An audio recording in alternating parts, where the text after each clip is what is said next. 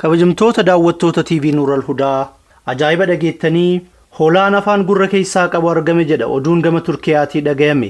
Alii Dumaan Turkiyaa godina Gaziyaanteep jedhamtu keessatti horsiisee bulaa yoo ta'u guyyaa tokko hoolota tiyyarraa rifeensa osoo murutti jiru wanti hedduun ariifachiise tokko na qunname jechuun jalqaba. Akkuma barame hoolota tiyyarraa rifeensa muruu jalqabe.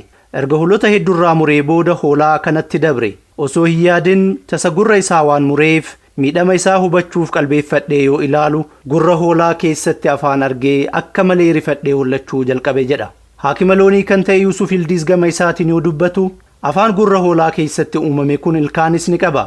Akkuma afaan uumaatitti hancufaa fi hoomocha kan maddisiisu yoo ta'u liqimsituun isaanis sochooti jedhee jira. Haa ta'u malee afaan kun ujummoo gara garaachaa deemuun kan wal hin qabanne ta'uu himee jira. Haakimni loonii kun itti dabaluudhaan yeroo dubbatu hoolaan kun afaan kanaan waan nyaatu natti hin fakkaatu. Abbaan qabeenyaa hedduu waan sodaateef akka nuti yaallu nuuf hin heeyyamne jedhe. Xumura irratti Aliin hoolaa isaa kana qaluufis ta'ee gurguruuf yaada akka hin qabne dubbatee jira.